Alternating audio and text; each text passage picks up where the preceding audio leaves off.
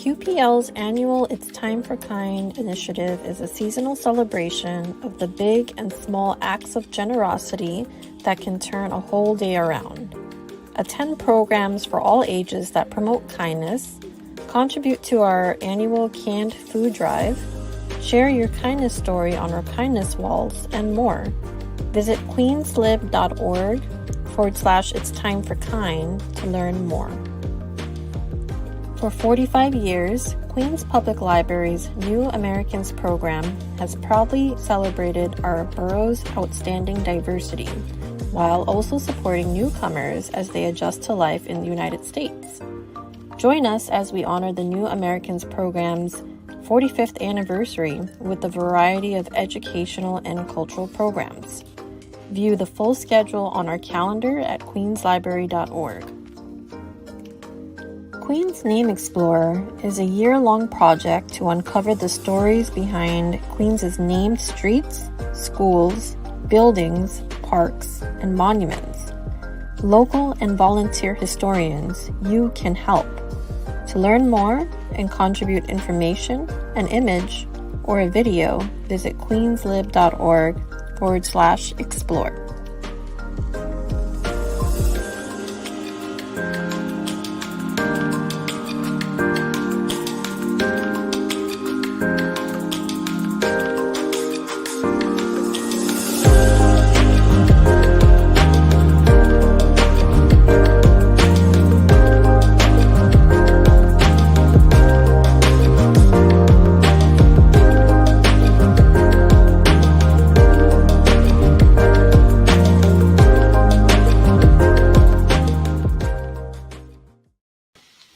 Welcome to Wellness Wednesdays. I'm Christopher Galarza, Queens Public Library's Community Health Educator.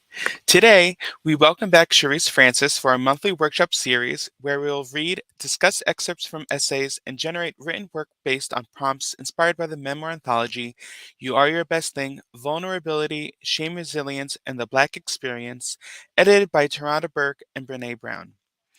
Based on the quotation from Toni Morrison's Beloved, how can we see ourselves as our own best thing? How does living in our truth give us the breathing room to be our full selves? We will deep dive into various themes like vulnerability, family, healing, spirituality, social and institutional oppressions, art, and memory. Without further ado, Cherise, please take it away. Thank you, Christopher. Welcome everyone to You Are Your Best Thing series. Today we're going to be talking about spirituality and healing. First, I want to open it up with talking about Beyonce. So as you may already have heard, Beyonce recently released her latest album, which was very much queer, LGBTQ plus house music inspired album. And one of the most controversial songs on the album was Church Girl. And it was controversial because the song highlighted church girls, church women, women and girls who grew up in the church who are striving to be more comfortable in their bodies and accepting their bodies and the movements of their bodies. And it also, as a song, exposed a lot of how the church can spread harmful ideas and doctrines under the guise of spirituality and religion.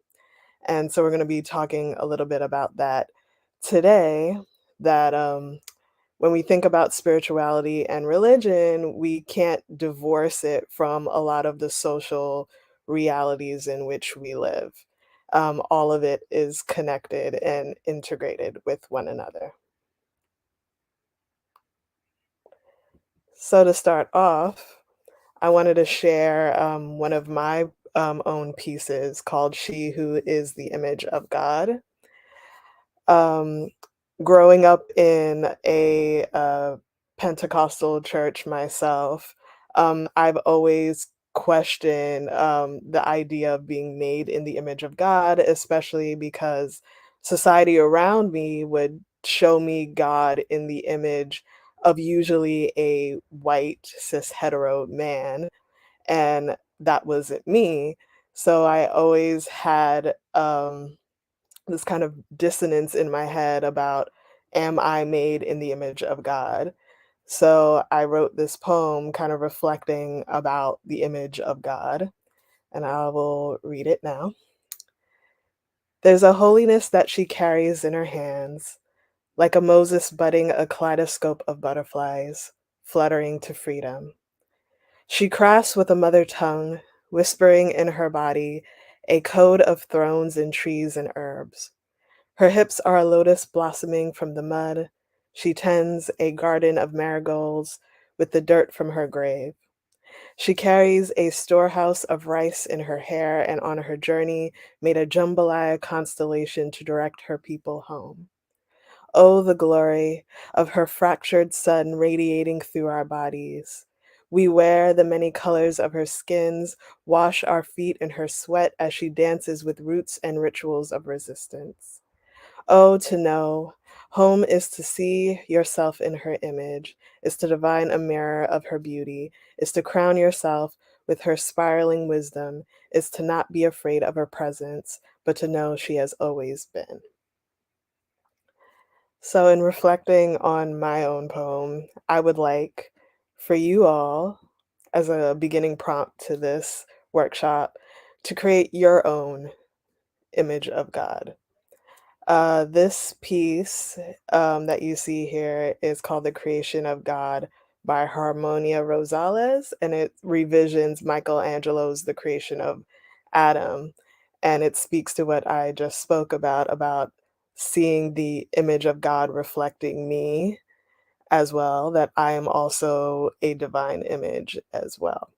So I would like for you all to take the next few minutes to write the beginnings of a poem that is about how you reflect the image of God or higher power or spirit or whatever you'd like to call it in your own spiritual journey.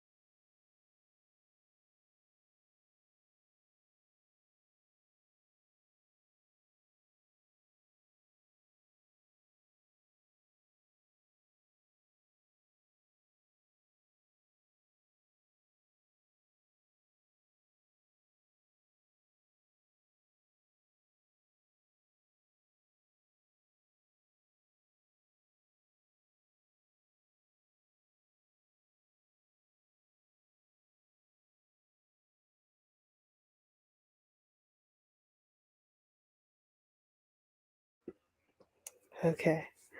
So I hope you were able to write a little bit for that prompt. And now we're going to move into our reading for today from Tracy McHale Lewis Giggets. The essay is called Love Lifted Me, Subverting Shame, Narratives, and Legitimizing Vulnerability as a Mechanism for Healing Women in the Black Church.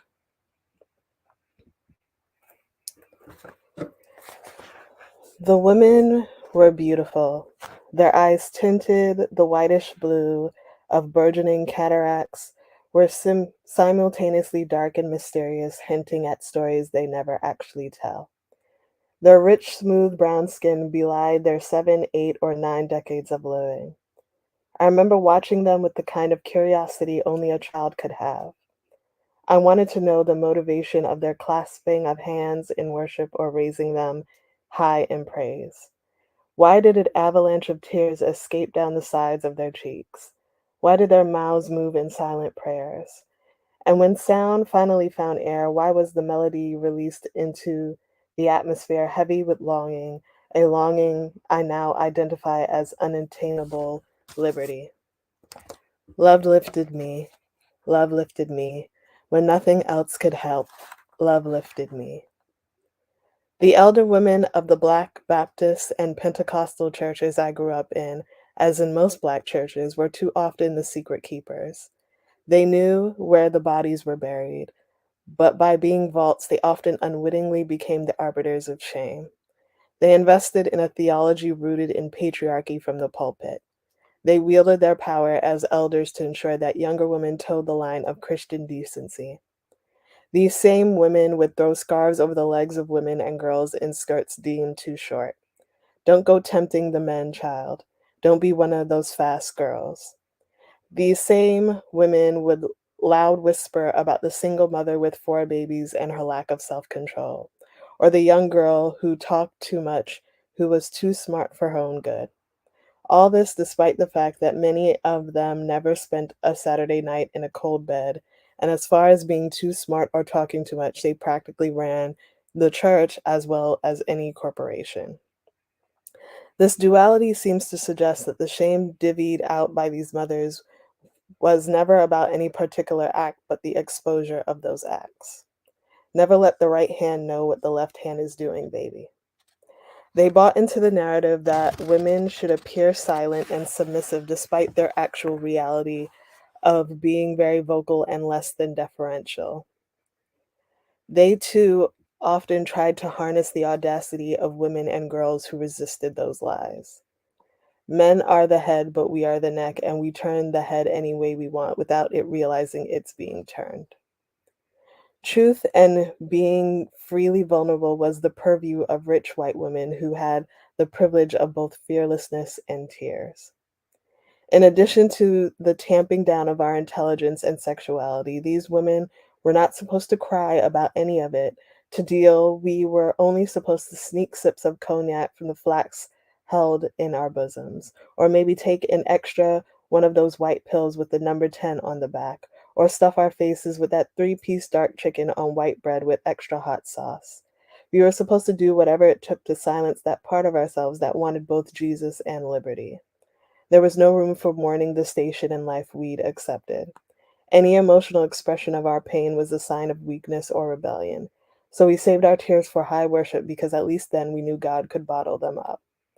This contradiction, dare I say, hypocrisy, reveals how shame has infiltrated the Black church, but still doesn't account for the reality of the Black experience as an intersection. It's unreasonable to explore a larger conversation about what it means to deal with shame in a religious and specifically Christian context without unpacking the intersecting influence of race and gender issues. Growing up a Black church girl. Many Black girls who grew up in the church learned how to perform our worthiness early on. We watched the mothers of the church in the basement kitchen putting together after-service chicken dinners and basking in all the praise for their mac and cheese. We watch Sister So and so sing the walls down and get the immediate gratification of people passing out in the aisles and crying out to God in a kind of orgasmic exaltation, all because she let the Lord use her. I learned that knowing all the answers in Sunday school Bible trivia garnered me that Tracy is so smart, or oh, she's gonna be somebody someday. Those words were my salvation, probably more so than Jesus was, if I'm honest. And by themselves, the words weren't the problem. We should praise our children and reward them for good deeds and behavior. But the unintended consequence, what lay just underneath those words, was things never said when I was quiet and truly being myself. What does one do when the shame is wrapped in love? When telling a girl to keep quiet because that's just the way these men are, is a mode of survival because little black girls who are hurt and in pain just aren't valued in this world as little white girls. There's a thread of protection that lines the shame of those church mothers, a protection of themselves and their own minds so they don't have to waste time. They don't have reconciling their whole belief systems. Protection for their baby girls who will likely enter a world not that much different from the one they've known. The church has created a space where Black women have been able to adapt our diminishment in a way that feels like there is some reward on the back end of doing so. The more we suffer, the more crowns in heaven and whatnot.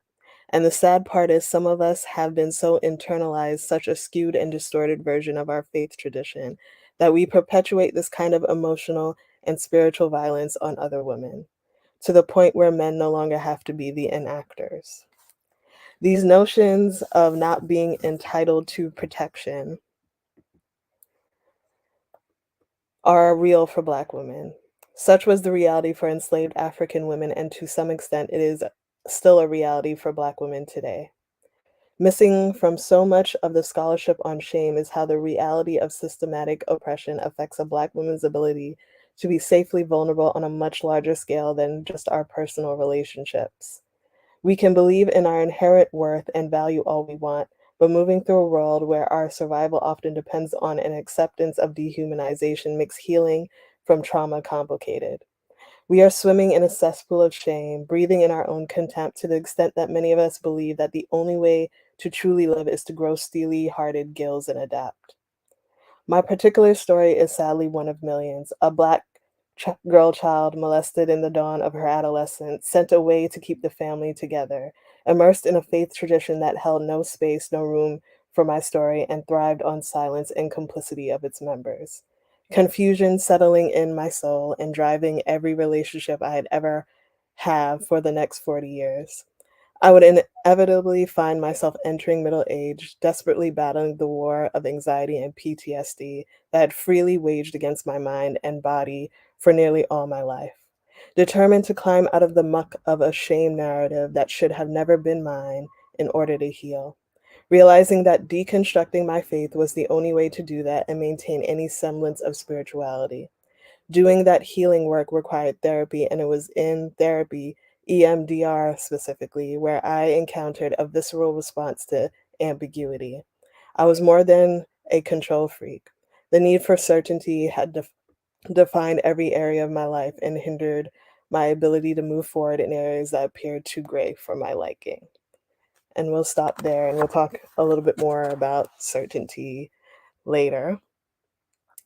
But as Tracy mentioned, that the church is often um, focused more on respectability and decency than actual healing and actual accountability.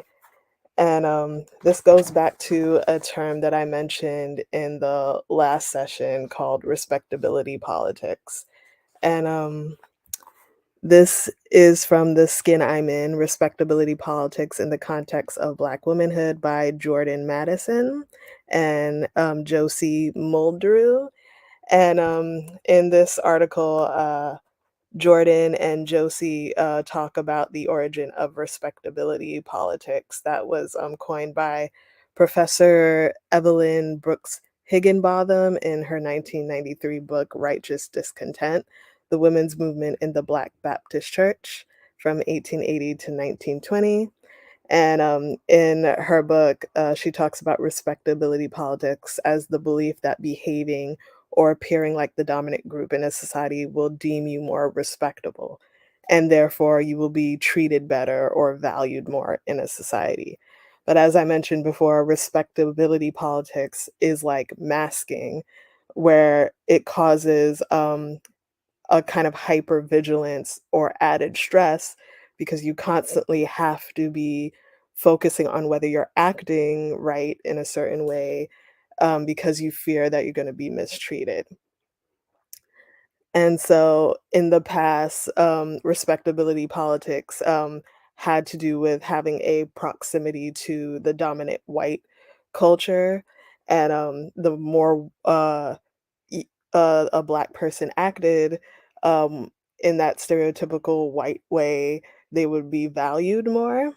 Um, but now it's moved more into gender related uh, politics as well, where a woman or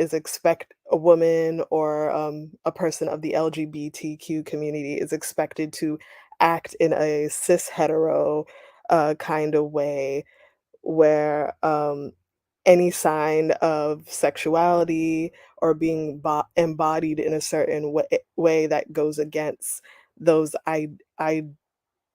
ideals is seen as deviant, is seen as not respectable, and is often shamed. And as both Tracy and Jordan and Josie mention in their works, they talk about the relationship between race and gender when it comes to respectability politics. And this is related to intersectional politics, how both race and gender affect Black women and Black LGBTQ people in a different kind of way as well.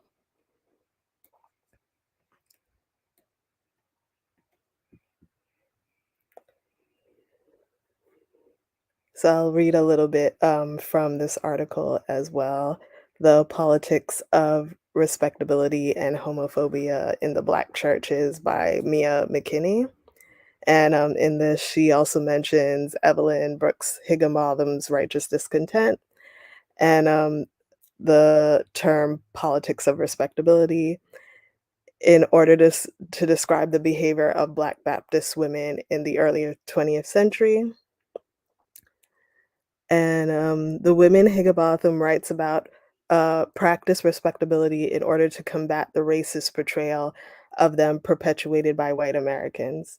These women both reformed their own behavior individually and as a community in order to eradicate negative images of Black people in the United States. The politics of respectability is a way in which Black people adhere to white hegemonic culture in order to resist the racist notions placed upon them. As Higginbotham gestures towards, the politics of respectability were integral in the culture of the Black church. The women she highlights were in the Black Baptist Church and started the Women's Convention at the Black Baptist Convention. In this community, their practice of respectability politics included abiding by Christian morals and ideals. Specifically, Higginbotham describes how they adhered to the Christian principle of following the law while maintaining personal autonomy, meaning the racist structures did not determine who Black people were as people. For African Americans, she writes that submission to Jim Crow laws, it was reason, abrogated the civil rights of Blacks, but it could not abrogate the power of self-determination. The strategy is not without its flaws, and as Paisley Harris points out in her essay, Gatekeeping and Remaking, the politics of respectability is limited by the notion of equality based on a set of behaviors. Nonetheless, Higginbotham's term is extremely important in understanding Black churches in America. And Black churches across America has historically not accepted members of the LGBTQ community, harkening back to the early 20th century when Black churches formed in response to rejection from white churches. These institutions did not welcome those outside of the heteronormative hegemony. Angelique C. Harris, in her essay Homosexuality in the Black Church, argues that the rejection of LGBTQ people in Black church communities stems from the efforts of Black people to distance themselves from aberrant sexual behavior in order to dismiss white ideas of Black sexuality.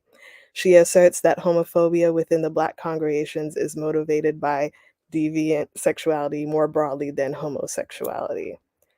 So, as you can see from this article, you can't discuss sexism and homophobia and queerphobia in the Black church without discussing the intersectional politics of race as well, and how racism has stereotyped Black bodies as being inherently hypersexual.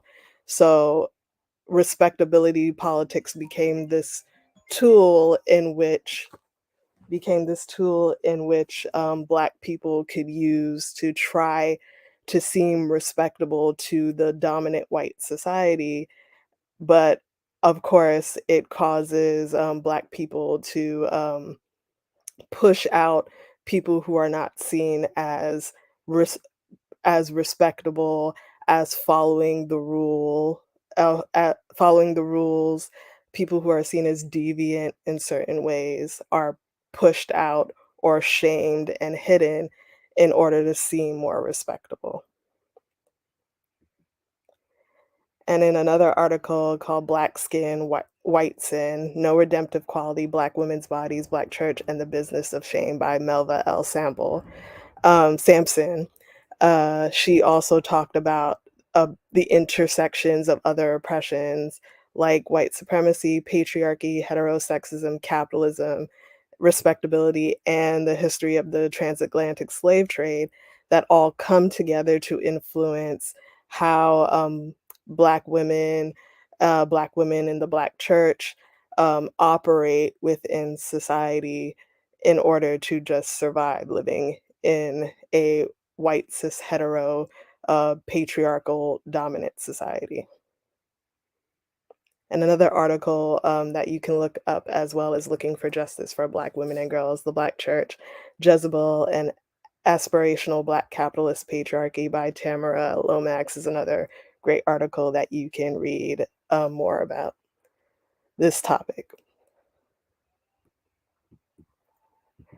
So, as you can see, when we talk about institutional religion and shame and respectability politics, spirituality and religion, once again, cannot be divorced from a lot of the lived realities of the people who are in churches, who are part of these religions, who are part of these spiritualities. And in thinking about that, we should also think differently about our religions and our theologies and how we approach religion and spirituality as well. So, in this next section of Tracy's essay, she talks about shame and certainty and approaching the Bible, religious texts, spiritual texts differently than how we're used to and we're told how to approach them. So, shame and certainty. Church folks' unwillingness to surrender our certitude often become a driver for the shaming that happens in the church. We have to be right about the tenets of our faith, about the way God shows up, about the rules and regulations we wield to keep the flock in line. Because what does it mean to not know for sure? Can we still believe if we lean into the mystery of God and accept that maybe there is more than one answer, more than one interpretation, more than one way to embrace faith? Jesus did not shame or shun the woman with the alabaster box who believed she needed to wash his feet with her tears and hair in front of a community of mostly men who tried to debase and degrade her. See Luke 7. Jesus did not shame the Samaritan woman who was living with a man she hadn't quite yet made a husband number 6. See John 4. He called out her truth, yes, in the midst of a dialogue with her. Something that happens often on our spiritual journeys, but there's no indication that he made her feel unworthy in his presence, despite the fact that the cultural context said neither a man nor a rabbi should be seen speaking to a woman, much less a Samaritan. A long way from the teaching of Jesus, the Christian church too often uses shame as a tool for control and manipulation. But even when we think it's working, it's not. In fact, what's actually happening is that folks who have been shamed by the church have become disenchanted with the faith.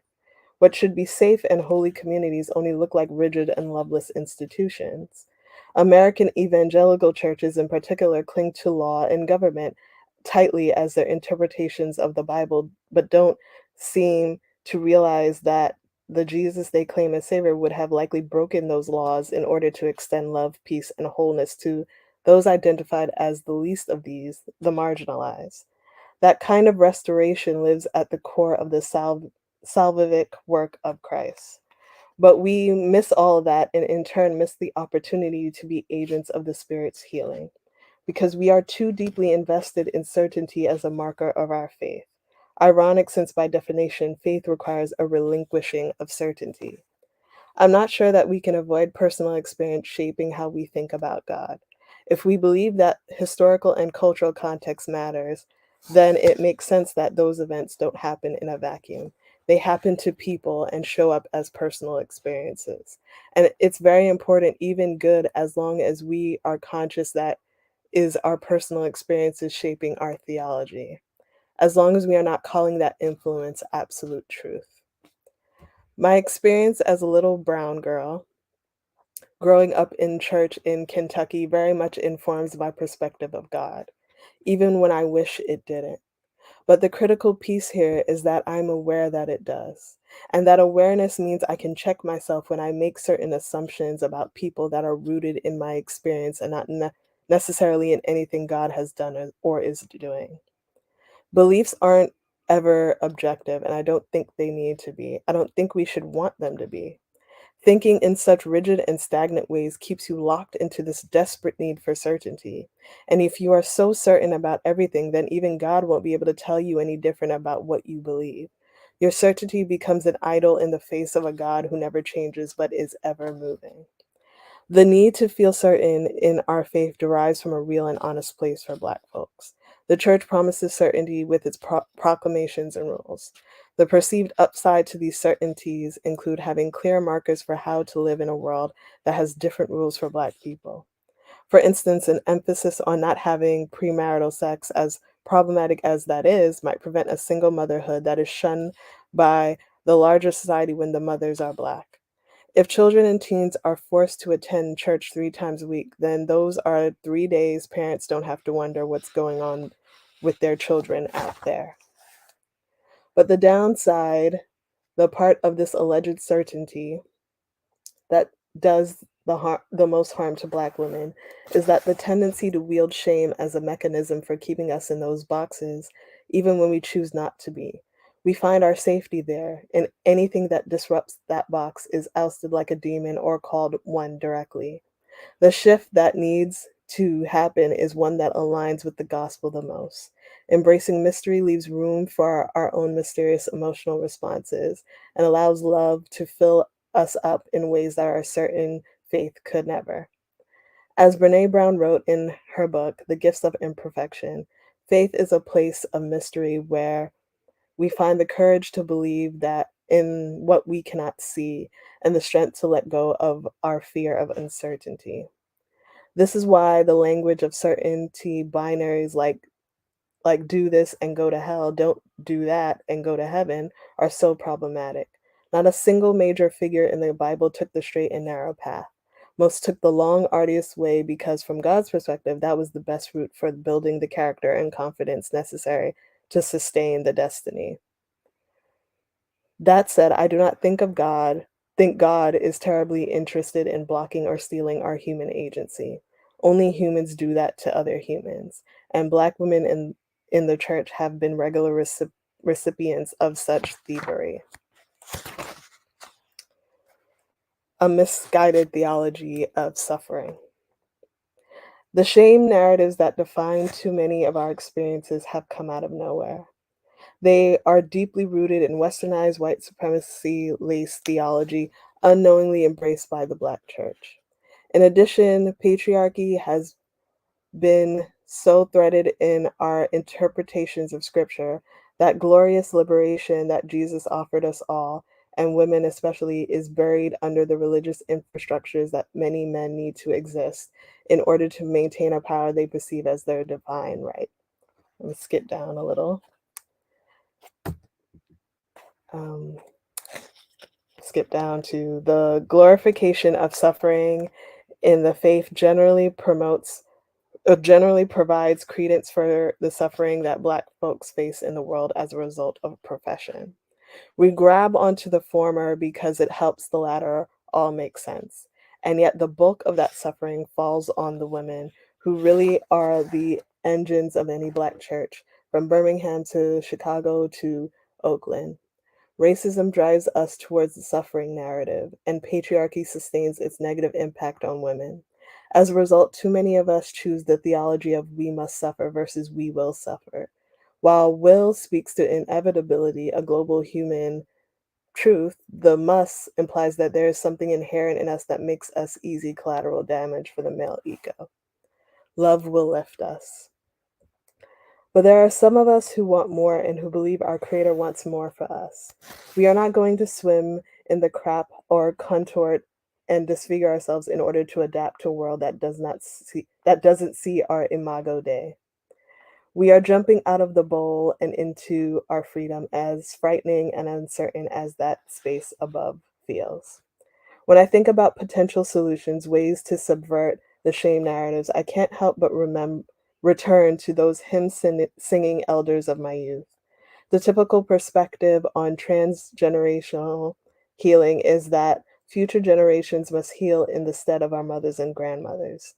I agree with this and have watched it played out over and over again, but I also think we'll see a real shift when Nana feels like she can get free first.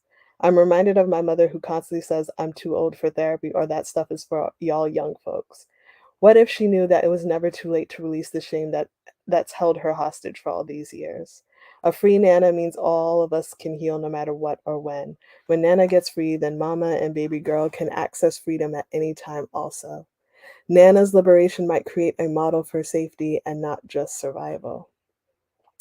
What does this look like in a church context? Well, instead of stern cover yourself, Nana gets to chuckle or laugh with that young woman in a short dress about the time she spilled ketchup on her yellow Micro Mini in the 1970s. In their laughter and in her acceptance, intimacy forms and a relationship takes root. That kind of nurturing love, as opposed to the transactional way we often experience love, is absolutely a way to counter shame in the Black church. The healing that comes from it is also a kind of resistance against narratives that try to diminish Black women elsewhere.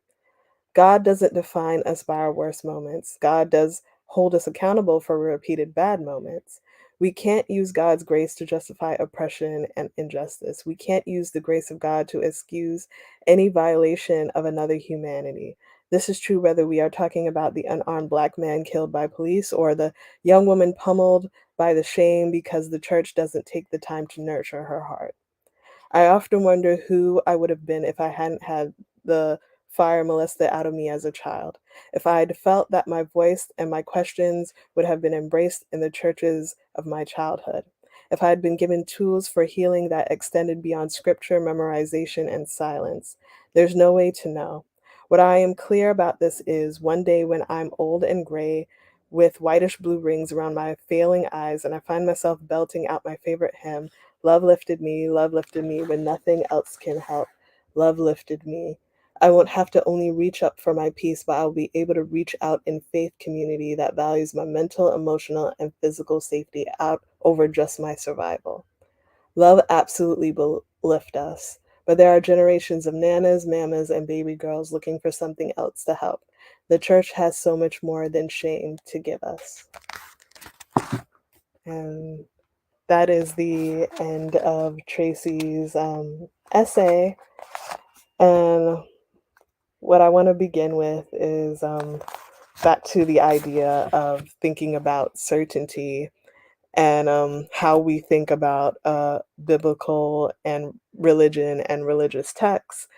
And growing up in the Black church for myself, I was always someone who questioned religious doctrine a lot, but I always felt shamed for it because I was told that the only interpretation that mattered was the pastor's interpretation and not my interpretation as well. And as I grew up, I became more interested in studying the history of the Bible. And through studying the history of the Bible, I learned that the Bible has gone through many changes throughout history, um, starting in Aramaic, Hebrew texts, and then being translated into Greek and Latin, and then being translated into English and various other languages as well. So, learning the history of the Bible, you learn that translation is not perfect either. There are many misunderstandings in translation. There are many mistranslations. So even how we understand the Bible today may not be exactly how it was understood during the time it was being created or written. And then to add on to that, a lot of the historical and political agendas that influence the shaping of the Bible and the church. When we think of uh, the Roman government affecting, uh, basically co-opting the teachings of Jesus and the New Testament, and then using it as a kind of political tool, we can't always just accept how the Bible is used and used to justify certain oppressive powers as well. And when we think about it in more recent times, Tracy and others have mentioned the transatlantic slave trade and Black people, how the Bible was used to justify slavery when it came to Black people as well. So we have to be careful how slavery and religion are used as tools as well. So I wanted to bring up this excerpt from Five Problems with Bible Interpretation from Thomas Swan. And he says, interpretations of the Bible vary substantially depending on the cultural climate and the psychological condition of the reader. How people interpret scripture determines how they understand God's supposed will. Any uncertainty regarding this instruction can lead to atrocity. Indeed, there may be no greater weapon than the belief that one's actions are divinely endorsed. In the words of Friedrich Nietzsche, whichever interpretation prevails at any given time is a function of power and not truth. The changing interpretation of Scripture epitomizes this unfortunate abandonment of truth. The greatest problem with Bible interpretation is the way it can be used to justify cruelty. Indeed, if a person is able to transfer culpability for their actions to an omnibenevolent being, then their conscience is not only clear, it is reinforced. Religion, unlike political or secular ideologies, deals substantially with moral absolutes. If God is thought to desire the death of a person or group of people, then there is no reason to feel compassion, doubt, or remorse. A fundamentalist can use their interpretation of God's will to enact their own will for destruction with a smile on their face and divine rewards in mind. Violent individuals use religion because it promises validation by a pure moral being. So, in Tracy's essay, as well as what Thomas Swan said here, moral absolutism and certainty often leads to this kind of authoritarian thinking, this kind of fundamentalist, even fascist kind of thinking that relates a lot to even how certain people talk about law and order in society as well, where there's no room for gray area, there's no room for ambiguity, there's no room for different kinds of interpretations of how we see reality and for allowing those various conversations to come up and to allow for an actual compassionate, empathetic kind of society. And so that danger of certainty and absolutist thinking justifies a lot of cruelty. And as Tracy talked about, it also creates this kind of theology of suffering where we think we have to suffer, we have to have a kind of cruel society because it justifies the will of God, and how that becomes dangerous and oppresses people who have less resources and are marginalized and don't fit into a certain interpretation of doctrine.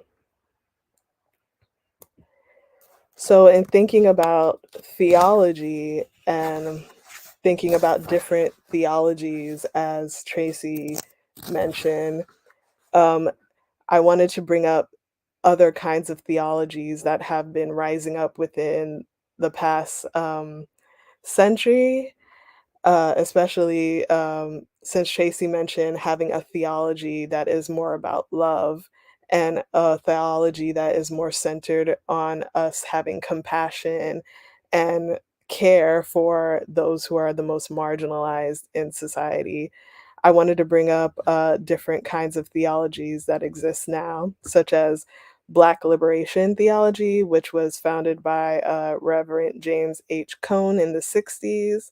um, he's the author of Black Theology and Black Power, God of the Oppressed, and Risk of Faith. And Black liberation theology was founded around the idea that God is always on the side of the oppressed. And it's a kind of theology that centers Black people and poor people in the conversations around Christianity. Of course, there are criticisms of Black liberation theology, one of them being that it only centered Black men and not Black women and LGBTQ voices. So later in the 80s, womanist and Black feminist theology started to rise up. And some of the important voices are Dolores S. Williams, and Katie Cannon, Renita Weems, Jacqueline Grant, Kelly Brown Douglas, Monica A. Coleman, and Emily Towns.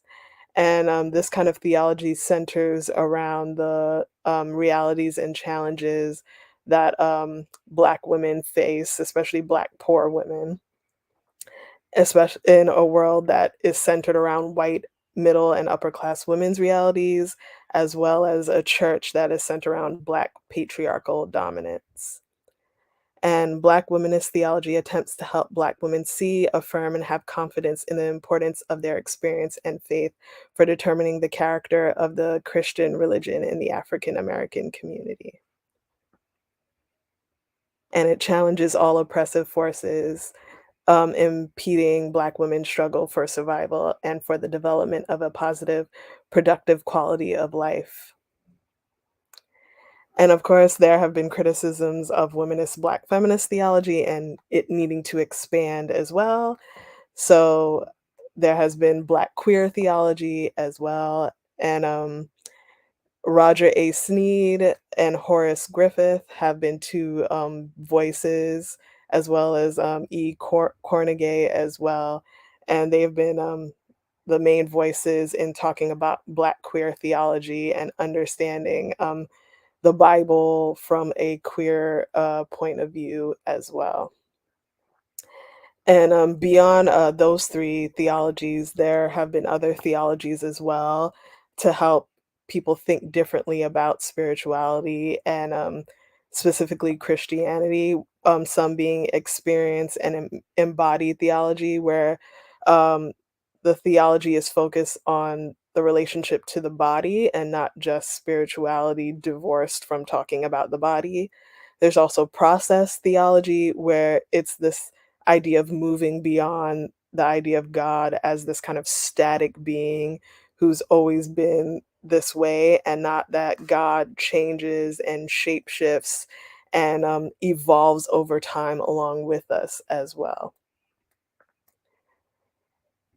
So, in thinking about Tracy's essay and reflecting on what I've shared earlier, I wanted to think a little bit more deeply of how we can create spiritualities and theologies that are affirming and healing for us. And some characteristics I came up with was one, accountability.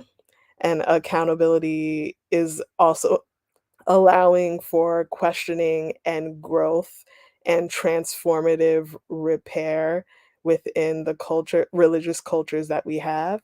As Tracy mentioned, she was assaulted when she was younger, and instead of having a community around her to gather around her and help her heal from that, she was silenced and shame. And so I'm emphasizing accountability as an important part of an affirming and healing theology that centers more on the healing for people who are marginalized and victimized by those in power.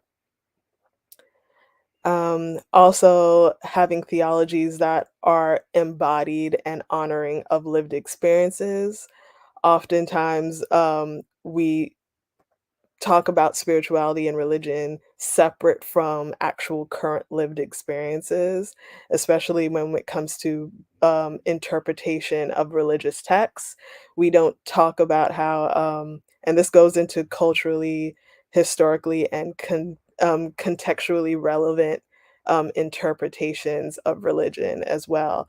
That when we talk about religious texts, it's important to talk about how society at a specific time influence the creation of those texts, and how living in our current times, it needs for new interpretations of those texts and maybe even new religious texts to reflect the realities that we're living in now.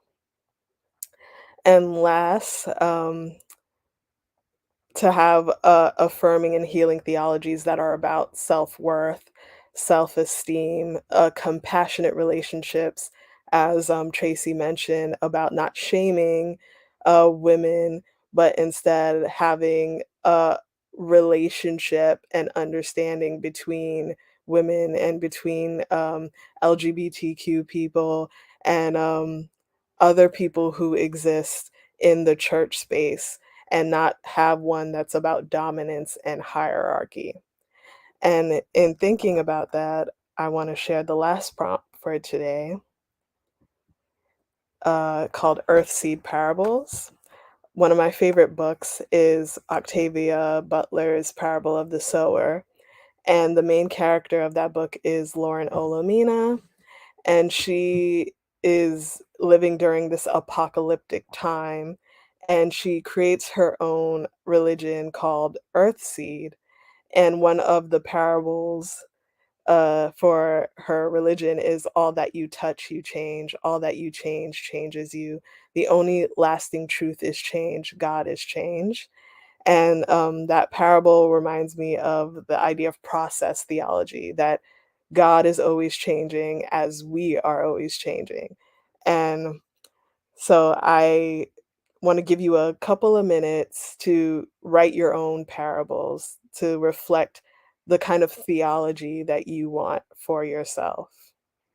So I'm going to give you a couple of minutes for that, and then I will come back and share resources to end with.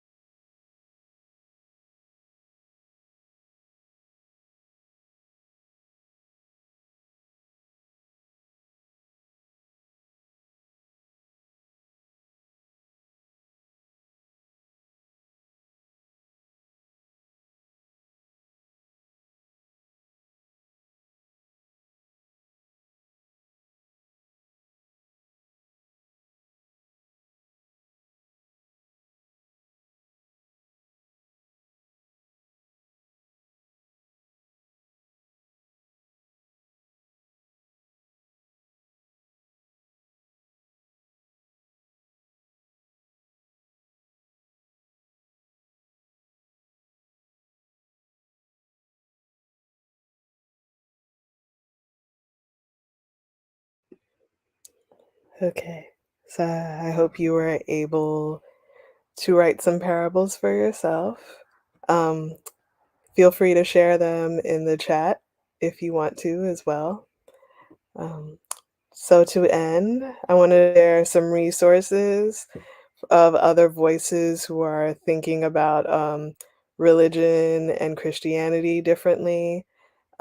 Candace Benbow is an important voice.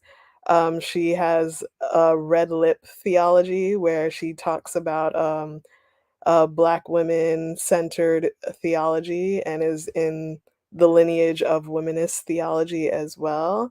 And she has a very interesting conversation with Kev on stage called God, Sexuality, Black Women, and the Church that you should definitely watch. Another voice, Donnell Wrights, also speaks in that Black liberation theology um, conversation as well, and talks about the need to center voices who are marginalized, like women and LGBTQ communities in theology. Alicia Renisi, the artist, recently did a video called "The Church Taught Me to Hate Myself." And I think that's an important video to watch because she talks about how the church and the way the Bible is interpreted and what was taught to her affected her self esteem growing up and how she let others treat her as well.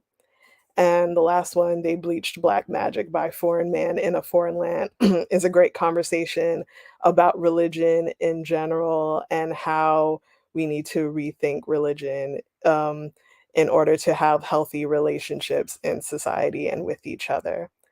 So, if you all have any resources as well, please feel free to share in the chat.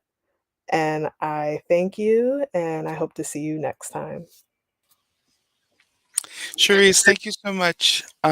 So we have 2 minutes. So one thing I just really wanted to touch on is this idea of Selim Elohim or Imago Dei, right? The image of God. And to think about, an image is a representation of something, and then Mm, God is something that we believe in, right? So I think one of the things as we go on throughout this month thinking of our own theologies, like what is that representation that we believe in, right? What is, and how can we then use that belief and mhm, find ourselves represented in that? I think that's a really important understanding of like not only showing in who we are through our beliefs, but mm. allowing that we can create our own beliefs and then live our lives in those beliefs. Just wonder if you had any thoughts about that. Yeah, and I think it's important when we think about the relationship between imago, imagine, Mhm, imagination, mhm, that for me, like theology and religion and spirituality is about the strength of our imaginations. mhm, And that true, healthy religion and spirituality is about strengthening our imaginations of what is possible, of expanding our care for other people, expanding our care for the world around us, and that like toxic religion, authoritarian religion is about making us smaller and mhm, making us smaller so people in power can continue to oppress. So I believe that reflecting on your beliefs is what brings you the most power, about being able to question what you really believe in, question, is this really healthy for me? Is this strengthening my imagination of what is possible? Is this causing harm to me and other people?